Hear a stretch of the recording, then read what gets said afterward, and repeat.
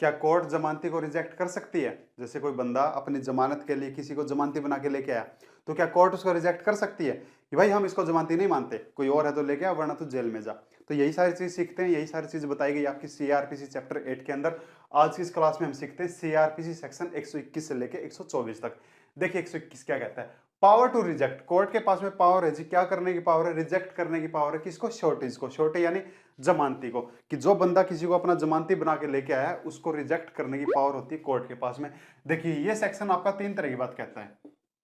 मान के चलिए कोई मजिस्ट्रेट साहब है, अपनी कोर्ट में बैठे हुए हैं, और ये कोई बंदा ऐसे कटघरे में खड़ा हुआ है, और मजिस्ट्रेट साहब को लगा कि भाई तू बाहर जा गया ना, ऐसे किसी दंगे में बलवा में तू ऐसा इन्वॉल्व होगा, तू किसी क्राइम में इन्वॉल्व होगा, किसी ऑफेंस में ऐसा इन्वॉल्व होगा, तो तू हमको उस चीज के लिए ना सिक्योरिटी दे दे, तो हमको जमानत दे दे 3 महीने के लिए, 6 महीने के लिए, कि तू ऐसा काम नहीं करेगा, और हमको वो सिक्योरिटी तेरे से नहीं चाहिए, यानी कि हमको कोई तरह ऐसा गारंटर चाहिए, यानी कि तेरा गारंटर अगर आके कह देगा, तेरे नाम की अगर जमानत दे देगा, तब मैं ये चीज मान लूंगा। तब ये ऐसे में किसी को पकड़ के ले आता है, मान के चलो इसको पकड़ के ले आया कि ये मेरा जमानती है जी, ये मेरा श्योरिटीज है, ये मेरे नाम की जमानत देगा।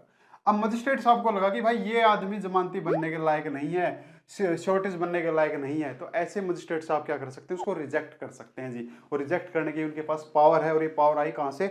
सीआरपीसी सेक्शन 121 से पावर आती है। देखिए कैसे। अब इसको जो रिजेक्ट किया है ना, वो रिजेक्ट क्यों किया है वो चीज भी मजिस्ट्रेट साहब कार्ड बताएंगे, रीजन बताएंगे, एक नोटिस बना के दे देंगे इसको, कि भाई जिस बंदे को तू पकड़ के लेके आया मैं उसको रिजेक्ट कर रहा हूं, क्यों रिजेक्ट कर रहा हूं वो रीजन भी यहां पे बता देंगे। ठीक है, लाइक मान के चलते हैं जिस बंदे को पकड़ के लेके आया उसकी उम्र 18 साल से कम है, तो क्या ये शॉर्टेज बन सकेगा, जमानती बन सकेगा? नहीं बन सकेगा। तो मजिस्ट्रेट साहब लिख के दे देंगे भाई इसकी उम्र 18 साल से कम है, इसलिए मैंने इसको जमानती नहीं लिया, इसलिए मैंने इसको रिजेक्ट कर दिया। अब मान के चलिए कोई आया है, किसी को पकड़ के ऐसे लेके आया, ये कोई विदेशी है, जो शॉर्टेज है ये कोई विदेशी है, तो मजिस्ट्रेट साहब ने लिख के दे दिया भाई ये कोई विदेशी था, इसलिए मैंने इसको जमानती एक्सेप्ट नहीं किया, इसलिए मैंने इसको रिजेक्ट कर दिया। अब मान के चलिए कोई आ गया लल्लू लाल, वो पहले से ये भी कोई हैबिचुअल ऑफेंडर है, ये कोई खुद क्रिमिनल है, तो ये रीजन दिखा के, यानी कि जो भी रीजन होगा, देखिए सब चीज हम एग्जांपल के लिए सीख रहे हैं, लेकिन जो भी रीजन होगा वो रीजन ऐसे नोटिस बना के उसको दे देंगे कि भाई साहब मैं इसको जमानती नहीं ले रहा, क्यों नहीं ले रहा, इस कारण से इसको नहीं ले रहा। ठीक है। लेकिन अगर मजिस्ट्रेट साहब को लगे कि भाई जिसको मैं रिजेक्ट कर रहा हूं क्या पता मैं गलत कर रहा हूं या फिर सही कर रहा हूं, अब उसकी रिपोर्ट दूसरे मजिस्ट्रेट के पास में भेज देंगे, यानी उस कोर्ट के अंदर जो दूसरे मजिस्ट्रेट हैं उनके पास में भेज देंगे कि भाई एक बार आप लोग भी देख लो कि मैंने तो इसको रिजेक्ट किया, क्या ये बंदा रिजेक्ट होने के लायक है या नहीं है। तब वो मजिस्ट्रेट भी अपनी रिपोर्ट बना के देंगे, और रिपोर्ट कैसे बना के देंगे? ऐसे ही रिटर्न में बना के दे देंगे कि हाँ जिस बंदे को रिजेक्ट किया सही किया, वो रिजेक्ट होने के ही लायक है, वो जमानती बनने के लायक नहीं है, वो शॉर्टेज बनने के लायक नहीं, क्यों नहीं है, तो वो चीज ऐसे नोटिस बना के दे देंगे। तो ये कहता है आपका सीआरपीसी सेक्शन 121 की कोर्ट के पास में पावर है कि वो जमानती को रिजेक्ट कर सकती है। लेकिन अब ये बेचारा बंदा किसी को जैसे तैसे करके पकड़ के लेके आया और उसको तो आगे कोर्ट ने रिजेक्ट कर दिया, तो अब क्या होगा? अब जितने टाइम के लिए इससे सिक्योरिटी मांगी थी 3 महीने 6 महीने के लिए, उतने टाइम के लिए फिर इसको जेल में जाना पड़ेगा, है ना? No more option. लेकिन इसके पास में एक ऑप्शन और भी है, एक ऑप्शन ये है कि अपील कर सकता है जी ऊपर वाली कोर्ट में। सीआरपीसी का एक सेक्शन होता है 373, उसके तहत अपील कर सकता है ऊपर वाली कोर्ट में कि मैं ऐसे ऐसे किसी को जमानती बना के लेके आया था, लेकिन कोर्ट ने उसको रिजेक्ट कर दिया, और वो रीजन भी कोर्ट ने मेरे को बता दिया। अब मेरे पास कोई और जमानती नहीं है, लेकिन मैं जेल में नहीं जाना चाहता, लेकिन अगर ऐसे में कोर्ट मेरे को कोई ऐसी टर्म कंडीशन देती है तो वो मैं मानने के लिए तैयार हूं। उन टर्म एंड कंडीशन पे मैं पूरा खरा उतरूंगा, उसको नहीं तोड़ूंगा, उसको कैंसिल नहीं करूंगा। अगर कोई ऐसी टर्म एंड कंडीशन देती है प्लीज मेरे को जेल में मत भेजो, तो अगर ऐसी अपील ऊपर वाली कोर्ट एक्सेप्ट कर लेती है तब इससे वो जमानत नहीं लेंगे, यानी कि फिर इसको जेल में नहीं जाना पड़े। अगर वो एक्सेप्ट करती है तो ये इसके पास में ऑप्शन होता है। ठीक है, तो ये था आपका सीआरपीसी सेक्शन 121। समझ में आया नहीं आया मेरे को जरूर बताएं। 122 देखिए क्या कहता है, imprisonment in default of security. जिस बंदे से सिक्योरिटी मांगी है अगर वो सिक्योरिटी नहीं देता भाई, तब क्या होगा? तब तो फिर वही होगा भाई जो मंजूर है खुदा होगा। क्या होगा? अगर 3 महीने के लिए सिक्योरिटी मांगी है और सिक्योरिटी नहीं दी तो 3 महीने के लिए जेल में जाएगा। ठीक है, 122 आपका 8 तरह की बात कहता है। पहली बात ये कहता है कि हमने एक सेक्शन सीखा था सीआरपीसी का 106 और 117। 106 क्या कहता है? 106 ये कहता है कि अगर किसी बंदे को ऐसे सजा सुना रहे हैं सेशन कोर्ट या फिर फर्स्ट कैटेगरी का मजिस्ट्रेट, और उनको लगा कि ये बंदा किसी दंगे फसाद में ऐसे कोई बलवा ऐसे में किसी के बाद भी ये क्या हो सकता है, इन्वॉल्व हो सकता है, किसी भी क्राइम में इन्वॉल्व हो सकता है। तब ऐसे में उससे सिक्योरिटी ले लेते थे, भाई हमको सिक्योरिटी दे। और सिक्योरिटी ज्यादा से ज्यादा कितने टाइम के लिए लेते हैं, 3 साल के लिए ले सकते, इससे ज्यादा के लिए नहीं ले सकते। और यही चीज सीखी थी हमने 117 के अंदर। 117 में क्या सीखी थी कि अगर किसी के ऊपर इंक्वायरी चल रही हो, 108, 109, 110 वाली इंक्वायरी चल रही है, और इंक्वायरी में ये बात साबित हो जाती है कि हाँ जो इल्जाम उसके ऊपर लगे थे वो बिल्कुल सही लगे थे, तब ऐसे में कोर्ट क्या करेगी, उसको जेल भेजेगी। लेकिन कोर्ट को लगा कि क्या पता जेल से आने के बाद ये घपलाबाजी कर दे या कुछ ऐसे दंगे फसाद में इन्वॉल्व हो जाए, किसी क्राइम में इन्वॉल्व हो जाए, तब उससे क्या ले लेती थी, सिक्योरिटी ले लेती थी। ठीक है, और सिक्योरिटी स्टार्ट कब होती है, ये चीज भी हम सीख चुके हैं। तब ऐसे में किसी से सिक्योरिटी की डिमांड की, मान के चलो इससे सिक्योरिटी की डिमांड की है, भले ही अभी ये कटघरे में खड़ा है, यानी कि मजिस्ट्रेट साहब के सामने है, भले ही अभी जेल के अंदर बंद है, इससे सिक्योरिटी की डिमांड कर ली कि भाई तू हमको सिक्योरिटी दे, और ये सिक्योरिटी नहीं देता है, यानी कि 6 महीने के लिए सिक्योरिटी मांगी और 6 महीने के लिए सिक्योरिटी नहीं देता है, तब क्या होगा, तब 6 महीने के लिए जेल होगी।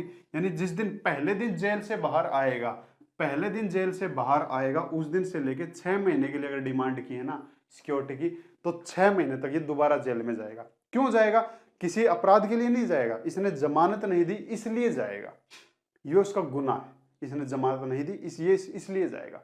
लेकिन अगर ये 117 के तहत जमानत दे देता है कि सर ठीक है भाई, मेरे ऊपर जो इंक्वायरी थी वो साबित हो गई है, मैं 6 महीने के लिए चलो मेरी जेल जा रही है, अब उसके बाद कोर्ट ने 3 महीने की या फिर 6 महीने की डिमांड कर ली सिक्योरिटी की, हमको तो 6 महीने की सिक्योरिटी और दे। अब इसने वो सिक्योरिटी भी दे दी और ये जेल काट के आ गया जी बाहर। बाहर आने के बाद 2 महीने तक इसने कुछ नहीं किया, अपना आराम से बैठा रहा, अपना दुबक के, किसी भी क्राइम में इन्वॉल्व नहीं हुआ। लेकिन 2 महीने बाद किसी दंगे में, किसी बलवा में, किसी क्राइम में इसका नाम आ गया, ये इन्वॉल्व हो गया, तब ऐसे में तो फिर जमानत जब्त हो जाएगी, बॉन्ड कैंसिल हो जाएगा। तो अब जो इसका टाइम बचा हुआ है, यानी 2 महीने तक इसने जमानत ली थी, 6 महीने तक की, 2 महीने तक इसने कुछ नहीं किया, तो बचे हुए जो 4 महीने है ना, 4 महीने के लिए इसको फिर दोबारा जेल में भेज दिया जाएगा कि भाई 4 महीने के लिए तो दोबारा जेल में जा। तो ये कहता है। दूसरी बात ये कहता है कि अगर वहीं पे मजिस्ट्रेट साहब किसी को 1 साल से ज्यादा के लिए सिक्योरिटी मांग रहे हैं, भाई तू 1 साल, 1.5 साल, 2 साल, 2.5 साल, 3 साल, इतने टाइम के लिए हमको कोई सिक्योरिटी दे कि तू इतने टाइम के लिए किसी केस में इन्वॉल्व, किसी क्राइम में इन्वॉल्व नहीं होगा, उतने टाइम के लिए, और वो नहीं दे पाता, मान के चलिए 1.5 साल के लिए मांग लिया, इस बंदे से कहा मजिस्ट्रेट साहब ने कि भाई मेरे को तो तू 1.5 साल के लिए सिक्योरिटी दे कि तू 1.5 साल तक किसी ऐसे क्राइम में इन्वॉल्व नहीं होगा, और ये सिक्योरिटी नहीं दे पाता है, तो क्या ऐसे में इसको 1.5 साल की सजा होगी, क्या इसको 1.5 साल के लिए जेल में रहना पड़ेगा? तो ये मजिस्ट्रेट साहब क्या करेंगे, ये मजिस्ट्रेट कोर्ट क्या करेंगे, इसको जेल में भेज देंगे, इसको तो जेल में भेज देंगे, लेकिन इसको कितने दिन के लिए जेल में भेजना है, इस बात के लिए इसकी जो फाइल है, इसका जो केस है, वो कहां भेज देंगे, सेशन कोर्ट के पास में भेज देंगे कि भाई हम तेरे को, मैं तो तेरे को जेल में भेज रहा हूं, लेकिन कितने टाइम के लिए भेज रहा हूं ये बात सेशन कोर्ट डिसाइड करेगी। और जैसे ही फाइल सेशन कोर्ट में जाएगी, वो सेशन कोर्ट मामले को देखेगी कि अब इससे जो सिक्योरिटी है वो कम करनी चाहिए, ज्यादा करनी चाहिए, इसको क्या 1.5 साल के लिए जेल में भेजना चाहिए, 1 साल के लिए भेज सकते हैं, जैसा भी सेशन कोर्ट का फैसला होगा वो चीज मान्य होगी। ठीक है। तीसरी बात ये कहता है कि अगर मामला सेशन कोर्ट में आ गया, देखो यहां से यहां पे आया था, क्यों आया था, कि अगर मजिस्ट्रेट साहब को लगे कि भाई 1.5 साल के लिए सिक्योरिटी मांगी है और इसने सिक्योरिटी नहीं दी, तो अब क्या इसको 1.5 साल की ही सजा होनी चाहिए, तो वो क्या करेंगे, उस फाइल को सेशन कोर्ट के पास भेज देंगे, जैसा सेशन कोर्ट को सही लगेगा, अगर 1.5 साल लगे, 1 साल लगे, 2 साल लगे, तो उतने टाइम के लिए उसको जेल में भेज देंगे, लेकिन तब तक उसको जेल में ही बंद रखेंगे जब तक उसका फैसला सेशन कोर्ट नहीं कर देती। ठीक है। अब सेशन कोर्ट के पास में मामला आ गया, सेशन कोर्ट के पास में जैसे ही मामला आएगा तो सेशन कोर्ट क्या करेगी, जो मजिस्ट्रेट कोर्ट थी इसके पास जो इस केस की जो फाइल थी, उस फाइल को, यानी कि जितनी भी रिपोर्ट थी, जितने भी एविडेंस थे, वो सारी मंगवा लेगी, और उसके बाद इस बंदे को भी सुनवाई का ऑफर दिया जाएगा कि भाई तू भी अपने पक्ष में कुछ भी कह सकता है, अगर जो तेरे को सही लगे कि तेरे साथ अन्याय हुआ है, सही हुआ है, गलत हुआ है, या फिर तेरे पास भी कोई ऐसा एविडेंस है वो तू हमको दिखा सकता है। तो सेशन कोर्ट इस बंदे को सुनने के बाद और इसके सारी फाइल देखने के बाद फिर डिसाइड करेगी कि अब इसको कितने टाइम के लिए इससे सिक्योरिटी लेनी चाहिए। जैसे इस मजिस्ट्रेट कोर्ट ने 1.5 साल कर दिया था, तो ये कह सकती है भाई एक काम कर, तू 1 साल के लिए सिक्योरिटी दे दे, तू 6 महीने के लिए दे दे, या फिर तू 2 साल के लिए दे दे, क्योंकि अब जो सेशन कोर्ट डिसाइड करेगी ना वही फैसला मान्य होगा ना, क्योंकि इसकी अपनी एक पावर है। ठीक है। अगर इसने 6 महीने के लिए कहा तो भाई 6 महीने के लिए है तो दे दे, वरना तू 6 महीने की जेल काट ले, 1 साल के लिए सिक्योरिटी दे दे, अगर 1 साल की दे रहा है तो ठीक है, वरना तू जेल काट ले 1 साल की। तो जैसा सेशन कोर्ट जो उनको उचित लगेगा जो फैसला, वो फैसला उसके खिलाफ में दे देंगे। इससे अगली बात ये कहता है कि अगर वहीं पर इस मामले में, अगर यहां पे तो खैर एक बंदा था, अगर इस मामले में दो या दो से ज्यादा बंदे हो, जैसे ये जो मजिस्ट्रेट कोर्ट थी, हमने पॉइंट नंबर 2 में क्या सीखा था कि अगर किसी बंदे को 1 साल से ज्यादा के लिए सिक्योरिटी मांगी जा रही है, अगर वहीं पे दो या दो से ज्यादा बंदे इन्वॉल्व हो, यानी कि ये मजिस्ट्रेट साहब हैं और ये कटघरे में खड़े हैं 2 आदमी, 2 बंदे हो गए।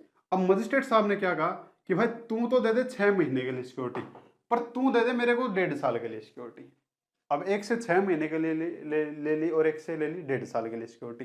तो अब जो 1.5 साल के लिए जिससे सिक्योरिटी ली उसका मामला कहां जाएगा? सेशन कोर्ट में जाएगा। ये चीज हम सीख चुके हैं। तो क्या ये बस अकेले को सेशन कोर्ट में भेजा जाएगा, फिर इसको भी भेजा जाएगा? नहीं। अगर 2 या 2 से ज्यादा का मामला है तो अगर उनमें से एक को सेशन कोर्ट भेजा जा रहा है ना, तो पूरा मामला ही सेशन कोर्ट में जाएगा। ये नहीं कि आधे को फैसला मजिस्ट्रेट साहब सुनाएंगे, आधे को फैसला सेशन कोर्ट सुनाएगी। अगर इस मामले में 3 बंदे हैं और 1 से 1.5 साल के लिए डिमांड की गई है और इनसे 6-6 महीने के लिए की गई है, तो इन तीनों का मामला कहां चला जाएगा? सेशन कोर्ट में चला जाएगा। और फिर जैसा सेशन कोर्ट को सही लगेगा वैसा फैसला वो सुना देंगे। लेकिन ज्यादा से ज्यादा कितना हो सकता है? 3 साल के लिए हो सकता है। ठीक है। इससे अगली बात ये कहता है कि जैसे ही सेशन कोर्ट के पास में मामला आया कि हाँ अब ये सारी फाइल सेशन कोर्ट के पास में आ गई, अब सेशन कोर्ट क्या कर सकता है? जो सेशन जज जो होता है उस फाइल को, यानी उस केस को अपने जो सबऑर्डिनेट है उनके पास में रेफर कर सकता है। यानी सबऑर्डिनेट कौन? असिस्टेंट ऑफ सेशन जज, एडिशनल सेशन जज, एडिशनल सेशन जज या फिर असिस्टेंट सेशन जज के पास में क्या चला जाएगा? वो मामले की वो सुनवाई कर सकते हैं। एडिशनल सेशन जज और असिस्टेंट सेशन जज भी अब उस मामले, अगर ये रेफर करता है तो सेशन कोर्ट यानी सेशन जज अगर उसको रेफर करती है अपने सबऑर्डिनेट के पास में, तो उस मामले की वो सुनवाई कर सकते हैं। और वो जब मामले की सुनवाई करेंगे तो वो सेशन जज की पावर का ही इस्तेमाल करेंगे। ठीक है। यानी कि जो पावर उसकी है अब वो पावर उसके पास में आएगी, वो चाहेंगे वो फैसला सुनाएंगे। अब उनके पास में पावर है सेशन जज वाली, भले ही वो एडिशनल हो भले ही वो असिस्टेंट हो। तो ये बात कहता है। इससे अगली बात ये कहता है कि मान के चलो अब कोर्ट ने उसको भेज दिया जेल में, इसको भेज दिया जी जेल के अंदर। अब जेल में बंद है, लेकिन पहले तो इसको ऐसा कोई जमानती नहीं मिला, ऐसा कोई शॉर्टेज नहीं मिला, या फिर इसके पास अपनी कोई ऐसी सिक्योरिटी नहीं थी। जेल में जाने के बाद इसको ऐसा कोई जमानती मिल गया, ऐसा कोई शॉर्टेज मिल गया कि भाई तू जेल में बंद है ना, मैं तेरी शॉर्टेज दे दूंगा, क्योंकि उस चीज के लिए जेल काट रहा है, क्योंकि इसने शॉर्टेज नहीं दी इसीलिए तो जेल में है। अब कोई आ गया कि भाई मैं तेरी शॉर्टेज दे दूंगा, कोई इसका जमानती बन के आ गया, भाई मैं तेरी सिक्योरिटी दे दूंगा, कोई जमानती इसका बन के आ गया। तो जो इसका जमानती बन के आया है, तब ये क्या करेगा? ये जेल में बंद है तो ये उस जेल का जो इंचार्ज है, जो भी जेलर है, उसको कह देगा जी मेरे पास ऐसी कोई सिक्योरिटी है, मैं अब जमानत लेना चाहता हूँ।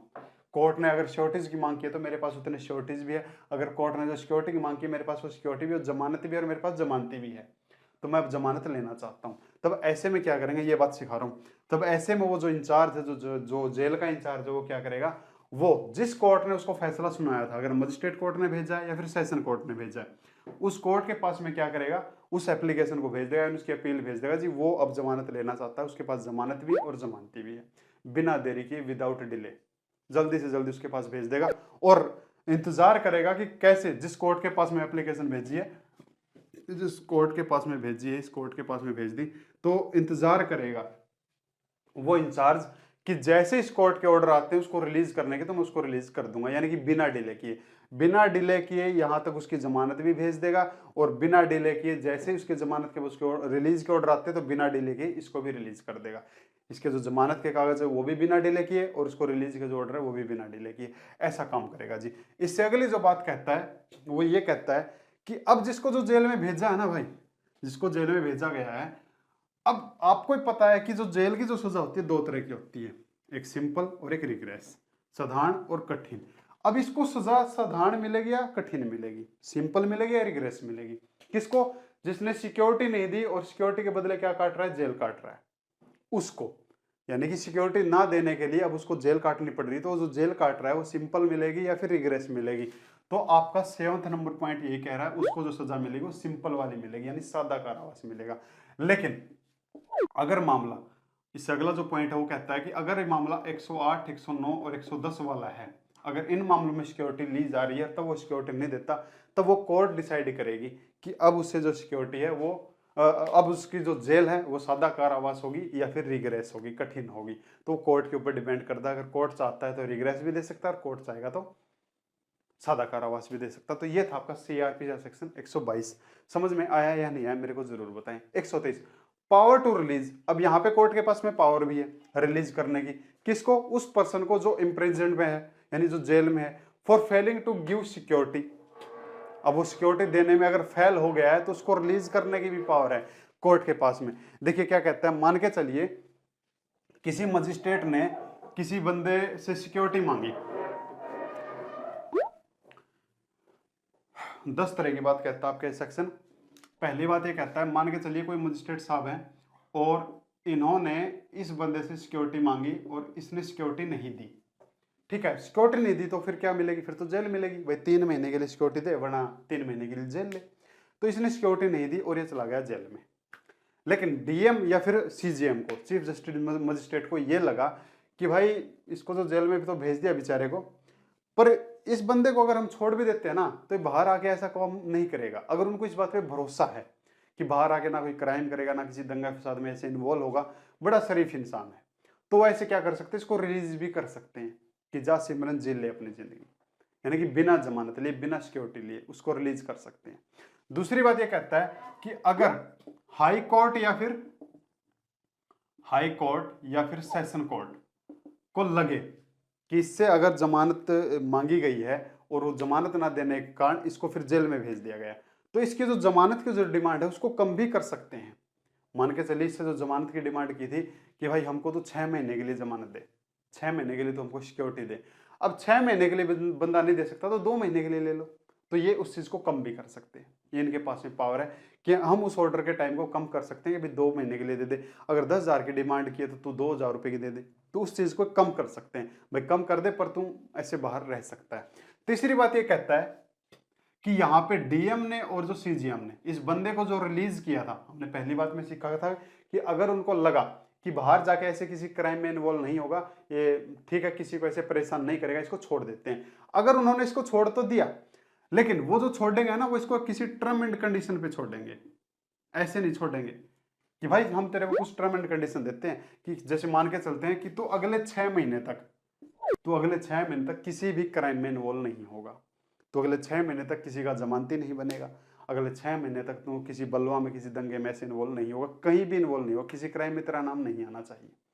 ठीक है, अब इस कंडीशन पे उसको छोड़ सकते हैं। तो जो टर्म एंड कंडीशन है उसको बताएंगे कि भाई हम तेरे को जो छोड़ रहे हैं ना, इसलिए तेरे को छोड़ रहे हैं। इससे अगली बात जो कहता है वो ये कहता है कि यही टर्म एंड कंडीशन, कुछ टर्म एंड कंडीशन कौन लगा सकता है? स्टेट गवर्नमेंट भी लगा सकती है उसके ऊपर जिसको छोड़ा जा रहा है।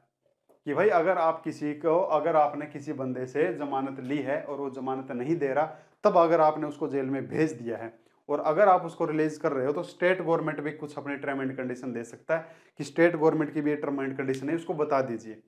जैसे मान के चलो कि अगले 6 महीने तक वो कोई एग्जाम नहीं दे सकता। देखो एग्जाम्पल के लिए बता रहा हूँ, जो भी स्टेट गवर्नमेंट जो भी रखेगी, जो भी अपनी टर्म एंड कंडीशन रखेगी कि अगले 6 महीने तक ये किसी का जमानती नहीं बन सकता, अगले 6 महीने तक ये भारत से बाहर नहीं जा सकता।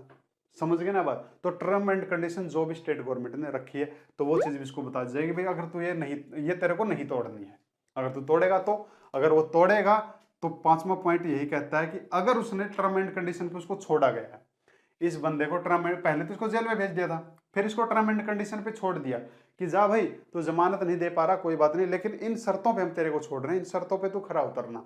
लेकिन उसमें से कुछ शर्तें दे दी स्टेट गवर्नमेंट ने भी, यानी कि कोर्ट की भी कुछ शर्तें हो गई और स्टेट गवर्नमेंट की भी शर्तें हो गई। अगर इनमें से वो कोई भी शर्त तोड़ देता है, तब क्या करेगा? तब डीएम या फिर सीजेएम, चीफ जस्टिस मजिस्ट्रेट, उस बंदे को दोबारा गिरफ्तार करवा सकते हैं कि आजा भाई दोबारा तेरी गिरफ्तारी करवाएंगे। क्यों? क्योंकि तूने टर्म एंड कंडीशन तोड़ दी, जो शर्तें हमने तेरे को दी थी वो तूने तोड़ दी। अब इससे अगला जो पॉइंट है वो ये कहता है कि जिस बंदे ने वो टर्म एंड कंडीशन तोड़ी, मान के चलो इसको टर्म एंड कंडीशन दी थी, इसको टर्म एंड कंडीशन पे छोड़ा गया था, इसने तोड़ दी, तो ऐसे में पुलिस के पास में पावर है कि पुलिस क्या करेगी? इसको बिना वारंट के गिरफ्तार कर सकती है। क्यों गिरफ्तार कर सकती है? क्योंकि इसको जेल की सजा मिली हुई थी, लेकिन इसको कुछ शर्तों पे छोड़ा गया था और इसने वो शर्त तोड़ दी, तो अब पुलिस क्या कर सकती है? इसको बिना वारंट के गिरफ्तार कर सकती है।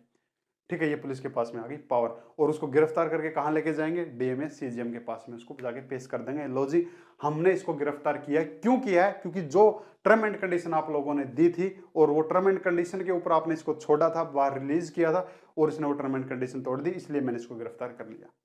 अब वो डीएम और सीजीएम क्या करेंगे, तो उसको दोबारा जेल में डाल देंगे।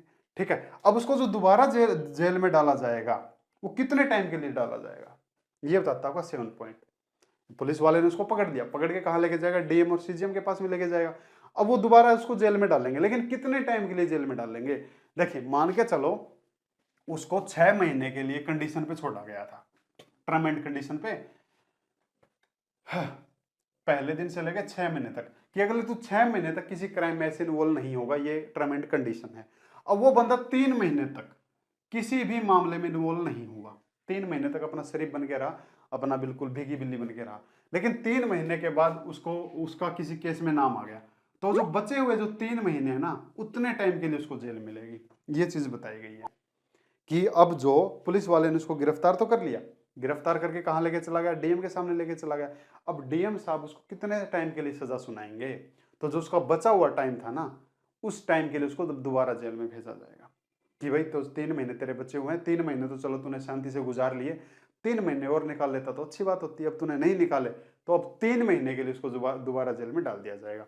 लेकिन एक चीज और भी दे जाती है उस बंदे को, एक पावर और भी है कि अगर अब वो अपनी जमानत देना चाहे तो जमानत दे सकता है। यानी कि जो बचा हुआ जो 3 मंथ है, 3 मंथ के लिए उसको जो जेल में भेजा जा रहा है, तो 3 महीने के लिए तो दोबारा अपनी जमानत दे सकता है वो पर्सन। ठीक है भाई, 3 महीने के लिए अपना कोई जमानती है, जितने भी उसने रिक्वायर किया है, किसने, डीएम साहब ने, कि आप अगर इतने टाइम के लिए हमको कोई जमानती या कोई सिक्योरिटी दे देते हैं तब उसको जेल में नहीं जाना पड़ेगा, लेकिन बचे हुए टाइम के लिए अब वो दोबारा अपनी जमानत भी दे सकता है। ठीक है, ये बात कहता है। और इसका जो 9th पॉइंट है वो ये कहता है कि अगर सेशन कोर्ट या हाई कोर्ट को लगे कि जो जमानत के जो ऑर्डर हैं उनको कैंसिल ही कर देना चाहिए, तो वो क्या कर सकते हैं, हाई कोर्ट और सेशन कोर्ट उस जमानत के ऑर्डर को ही कैंसिल कर देंगे। ठीक है, कि भाई ऐसे इसको जमानत के कोई ऑर्डर मत दो, इसको जमानत के ऑर्डरों की जरूरत नहीं है, इसको छोड़ दो, रिलीज कर दो। तो सेशन कोर्ट और हाई कोर्ट क्या कर सकते हैं, उस जमानत के ऑर्डर को भी कैंसिल कर सकते हैं। अब जो 10th पॉइंट है ना भाई, वो बड़ा काम का है, ये चीज देख लो। अब यहाँ पे कहता है कि मान के चलो कोई किसी का जमानती है और उसने उसकी जमानत दे दी। देखिए कैसे, इस बंदे को कहा मजिस्ट्रेट साहब ने कि भाई मेरे को तू कोई जमानती दे दे, तेरा कोई गारंटर दे दे। ठीक है, और गारंटर चाहिए मेरे को 6 महीने तक के लिए। अब ये कोई आया इसका जमानती बन के और इसने इसकी जमानत दे दी, 6 महीने के लिए इसने इसकी जमानत दे दी, मजिस्ट्रेट साहब ने भी इसकी जमानत ले ली और इसको कर दिया रिलीज। क्यों कर दिया, क्योंकि इसकी सिक्योरिटी आ चुकी है भाई, सिक्योरिटी आ चुकी है तो फिर जा अब जी ले अपनी जिंदगी, अगले 6 महीने तक तो किसी केस में ऐसे इन्वॉल्व नहीं होगा। ठीक है, अगर होगा तो फिर बॉन्ड कैंसिल हो जाएगा, ये चीज हम सीख ही चुके हैं। तो अब ऐसे में ये इसकी 6 महीने के लिए इसने इसकी जमानत दी। अब ये 2 महीने बाद आया कोर्ट में, इसी कोर्ट में। ठीक है, क्यों आया, क्योंकि इसको लगा कि भाई जिस बंदे की मैंने जमानत दी है ना, वो सुधरने वाला नहीं है, वो किसी और केस में इन्वॉल्व हो सकता है, वो अपनी आदत से मजबूर है, वो नहीं सुधरेगा। और अगर वो नहीं सुधरा तो जमानत तो इसकी जब्त होगी ना। इसने मान के चलो अपनी गाड़ी की आरसी दे रखी है, इसने अपनी बाइक की आरसी दे रखी है, तो भाई बाइक तो इसकी जब्त हो जाएगी, जितने रुपए तक की सिक्योरिटी थी उतने रुपए तक के लिए। इसको लगा कि भाई ये तो सुधरने वाला है नहीं, ये नहीं सुधरेगा तो प्रॉपर्टी तो मेरी जाएगी। ठीक है, या फिर इसकी और इसकी आपस में कोई दुश्मनी हो गई, भाई इनकी आपस में बाहर कोई तू मैं कोई लड़ाई हो गई। अब इसको लगा कि अच्छा मैं तेरी जमानत देता फिर रहा हूं और तू ही मेरे साथ लड़ाई कर रहा है, तो बेटे मैं वो जमानत वापस ले सकता हूं। तो यहाँ पे ये इंसान उस कोर्ट में जाके एप्लीकेशन डाल सकता है कि जी मेरे को अब उसका जमानती नहीं बनना, जिसकी मैंने सिक्योरिटी दी थी, जिसका मैं श्योरिटीज बना था, अब मुझे उसका श्योरिटीज नहीं बनना, मुझे मेरे पेपर वापस चाहिए। तो ऐसे में कोर्ट क्या कर सकती है, वो इसके डॉक्यूमेंट इसको वापस दे देगी, लेकिन कब, जिस टाइम पे ये लगाएगा। यानी कि मान के चलो इसने दूसरे महीने पे लगाया, दूसरे महीने पे वो एप्लीकेशन लगाया, तब ऐसे में फिर कोर्ट क्या करेगी, ये उसके पेपर इसको वापस दे देगी, यानी अब इसका कोई जमानती नहीं है। इसने तो अपने पेपर वापस ले लिए, ये इसका शॉर्टेज था। तो अगर इसने अपने पेपर वापस ले लिए तो अब कोर्ट क्या करेगी, अब कोर्ट इसके पास सम्मन भेज देगी, वारंट भेज देगी कि भाई आजा, अब तेरा कोई जमानती नहीं है और अब कोर्ट इसको अपने सामने हाजिर करेगी, फिर दोबारा डिमांड करेगी। मान के चलो 2 महीने तक तो इसने इसकी सिक्योरिटी दे ही रखी थी, इसकी जमानत दे ही रखी थी, सिक्योरिटी दे रखी थी कि बचे हुए जो 4 महीने है ना, उन 4 महीने के लिए या तो हमको कोई ऐसी सिक्योरिटी दे या फिर कोई सिक्योरिटीज दे, वरना आप बचे हुए 4 महीने के लिए तुम अब जेल में जा। तो ऐसा भी हो सकता है। तो अगर किसी ने किसी की जमानत दी हो तो वो अपनी जमानत को वापस ले सकता है, एप्लीकेशन देना पड़ेगा उसी कोर्ट के अंदर। और जिस टाइम पे उसने एप्लीकेशन दी है उस टाइम से पहले तक को छोड़ के जो टाइम बच गया, यानी कि पहले इसने दी थी 6 महीने के लिए, 6 महीने के लिए कोर्ट ने मांगी थी, 6 महीने के लिए इसने दे दी, इसने 2 महीने बाद अपनी जमानत को वापस ले लिया, तो बचे हुए 4 महीने के लिए अब इसे दोबारा डिमांड करेगी। अब इसको डिमांड करने के लिए इसको कोर्ट में तो हाजिर होना पड़ेगा। अब कोर्ट में हाजिर कैसे करेगी, या तो इसके पास समन भेजेगी भाई कोर्ट में आ जाए, या फिर इसके पास वारंट भेज देगी, गिरफ्तारी वारंट भेज देगी पुलिस के जरिए कि उसको गिरफ्तार करके लेके आओ, और उसको कहो कि या तो 4 महीने के लिए सिक्योरिटी दे, वरना 4 महीने के लिए जेल में जा। तो ये कहता है आपका सीआरपी का सेक्शन 121। सीखते हैं 124, समझ में आया या नहीं आया? देखो इसी में बता दूंगा 124 क्या कहता है। Security for unexpired period for of bond. अब इस जिस बंदे को हाजिर किया ना भाई, अब उससे आगे के लिए सिक्योरिटी मांगेगी। जैसे ये चीज मैं आपको बता ही चुका हूं, सेक्शन आपका क्लियर है, मान के चल सकते हो आप। देखिए क्या कहता है कि जिस बंदे ने इसकी सिक्योरिटी वापस ले ली, इस पर्सन ने इसकी सिक्योरिटी वापस ले ली, यानी कि जमानत को वापस ले लिया। सीधी सिंपल सी बात ये है, जमानत को वापस ले लिया, लेकिन जमानत को वापस लिया कब? 2 महीने बाद लिया। बचे हुए 4 महीने के लिए अब इससे कोर्ट क्या करेगी? दोबारा सिक्योरिटी मांग लेगी। भाई या तो तू 4 महीने के लिए दोबारा जमानत दे, वरना तो अब 4 महीने के लिए जेल में जा। तो ये बात कहता है, बस सिंपल सी ये चीज बता ही चुका हूं, ठीक है। और इस बात के लिए इसको क्या भेज देगी? या तो सम्मन भेज देगी या फिर गिरफ्तारी वारंट भेज देगी कि भाई इसको सामने हाजिर करो। और अगर अगर अगर ये कोई ऐसा अपना जमानती ले आता है, भाई मैं ठीक है, वो तो उसने तो मेरी जमानत वापस ले ली, कोई बात नहीं, ले ली तो ले ली, अब मैं एक बंदे को और पकड़ के लेके आया हूँ, इसको पकड़ के ले आया जी, ये मेरी जमानत देगा अगले 4 महीने के लिए जो बचा हुआ टाइम है, तो कोर्ट इससे जमानत ले लेगी, फिर इसको जेल में नहीं डाला जाएगा, ठीक है। तो ये बात 106 और 117 पे भी लागू है। तो ये सारी चीजें बता दी गई है। तो ये था आपका सीआरपी का चैप्टर 8, पूरा चैप्टर हो चुका है हमारा कंप्लीट। सीआरपी सेक्शन 121 से लेकर 124 तक कोई भी चीज समझ में आई या नहीं आई मेरे को जरूर बताएं। तो सीखते हैं मेंटेनेंस 125, पत्नी माँ बाप सब सीखते हैं, ठीक है। तो थैंक यू।